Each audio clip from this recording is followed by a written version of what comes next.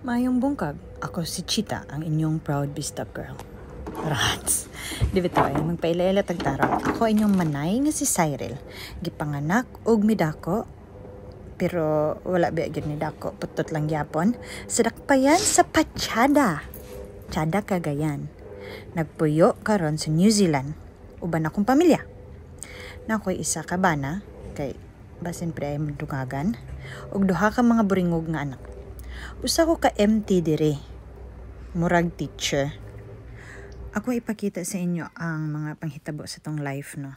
Untag malingaw mo og dili mga suko, kay kini puros ra mga hinilas. Ayaw kumpiyansa diha. Og kung ganahan mo mag-follow og subscribe po mo diha. Inyong makita sa video nga galamulamo ko og trabaho, no. Dili sa yan, pero kung bati ta, kay hilason man ta. So, mauday na ang among eskwelahan. Akong gitudluan kay year 7 og 8. Intermediate ilang tawag dire. Kay hilas man lagi ta. Ato ang subject kay science ra. So, yun na kayo. O, diba? Diray ka. So, among school, namin gitawag na me time. Mara siya club. Lahi po itong night club. Kami bitaw. Makanuglag club mo na dahil yung nuna. Nakadaot ninyo diha. So, akong gi-form kay Filipino Club. Mga Pinoy nga mga bata, ang uban kay bagong abot, ang uban rin na natao. My goal is that for them to feel that it is okay to be different in a foreign land.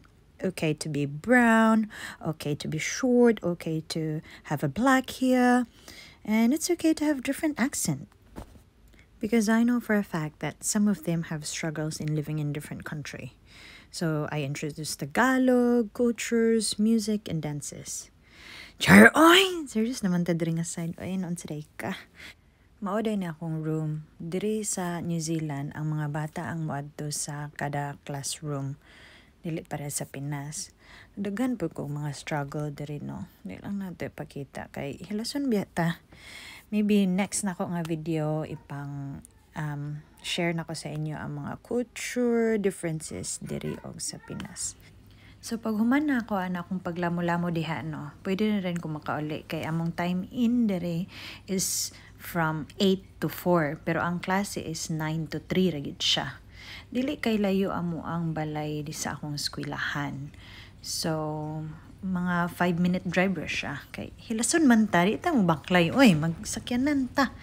And pag human din anak kay nag-adto na din Mrs. Eskwelahan sa kong anak kay naa sila parent-teacher conference. Lahi mig school, guys. Akong ganahan diri sa pagpanarbaho sa New Zealand kay flexible kaayo ang time. Kung maingon kag maora ni akong days, maora pod. So karon nga tuig nga school year, akong gipili is 4 days lang ko para na ako'y 1 day nga mag-uban sa akong mga anak. So Friday wala ko'y trabaho ana. So ako'y mag-drop off o pick up kang Chloe, nga ganahan kay siya. Ako'y bantay aning gamay nga buringog nga bata nga Lucy, muna ako ang youngest. So ganahan lang ko kay 4 days ra ko, bali long weekend ko permanente. Then nag-Friday pag human og hatod kang Chloe silang eskwelahan. Ako dahil na siyang ilaag dito sa park kanas madam Tanawag ra ko nang naong anang madam Mora to siya, guys. Mora ni amo ang kinabuhi dire. So susunod na sa video, mag-share na sad ko og mga sugilanon nako. Okay? Dihara ko kutob sa sunod na sa video. Kumbati mga manay. Bye-bye.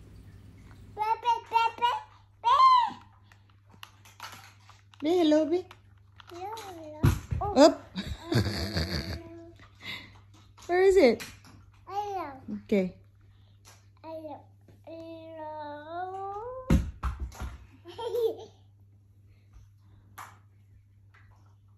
But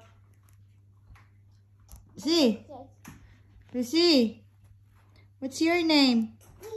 Gigi.